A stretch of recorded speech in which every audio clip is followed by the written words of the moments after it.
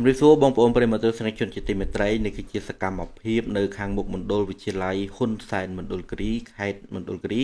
ដែលមានសិក្សានុសិស្សបេក្ខជនចូលរួមប្រឡងក៏ដូចជាសកម្មភាពនៃការត្រួតពិនិត្យរបស់ក្រមអ្នកពាក់ព័ន្ធជាពិសេសនោះគឺអនុរិយនិងកងកម្លាំងនានាតែម្ដងដែលប្រចាំការនៅមុខមណ្ឌលហើយក៏យើងមិនភ្លេចផងដែរជាមួយនឹងអាណាព្យាបាលបងប្អូនមិត្តភ័ក្តិរបស់បេក្ខជនដែលត្រូវប្រឡងបានចេញទៅលើកទឹកចិត្តផ្ដល់កម្លាំងចិត្តនៅខាងមុខមណ្ឌលនៅក្នុងនោះផងដែរនៃព្រឹកថ្ងៃទី1នេះតែម្ដងត្រូវនៅថ្ងៃទី8តុលា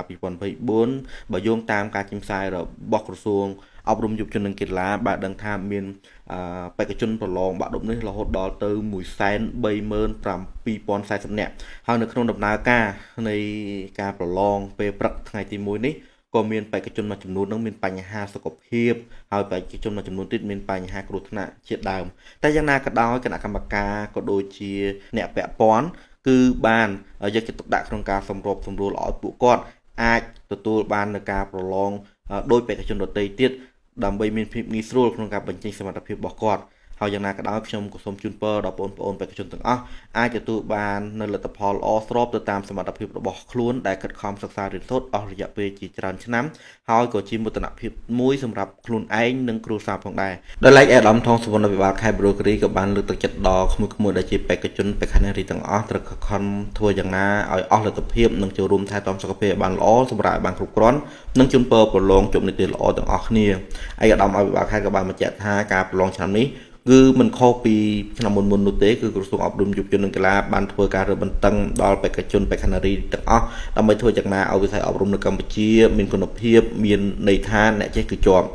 ហើយបើតាមការបញ្ជាក់របស់លោកលីសមីប្រធានមន្ត្រីអប់រំយុវជននិងកីឡាខេត្តបានដឹងថាចំពោះបេក្ខជនប្រឡងសញ្ញាបត្រមធ្យមសិក្សាទុតិយភូមិសម័យប្រឡងថ្ងៃទី8តុលា2024នេះមានបេក្ខជនបេក្ខនារីសរុបចំនួន675នាក់ស្រីមាន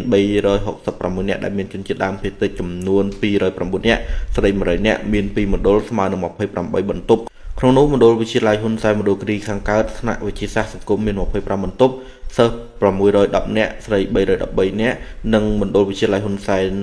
ត្បូងខាងវិទ្យាសាស្ត្រមាន3បន្ទប់សិស្សចំនួន65នាក់ស្រី35នាក់ហើយលោកប្រធានមន្ត្រីក៏បានបញ្ជាក់ថារហូតដល់ពេលនេះមានសិស្សអវត្តមានចំនួនតែម្នាក់ប៉ុណ្ណោះដែលជាបេក្ខជនស្វែងរកហើយចំពោះការប្រឡងនេះបានមានការរៀបចំតឹងរឹងដូចរៀងរាល់ឆ្នាំពលគឺមានគ្រូអនុរិយចាំឆែកឆេរលើដងខ្លួនបេក្ខជនប្រឡងគឺមុនចូលបរិវេណមណ្ឌលប្រឡងនិងមុនបន្ទប់ប្រឡងដោយរឹតបន្តឹងមិនឲ្យបេក្ខជនយកសំណើឯកសារឬប្រយ៉ងឬក៏ម៉ាស៊ីនគិតលេខទូរស័ព្ទចូលក្នុងបន្ទប់ប្រឡងបានទេ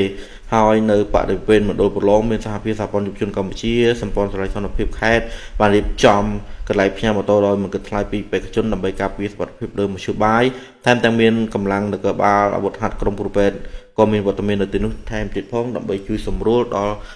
បញ្ហាដែលកើតមាន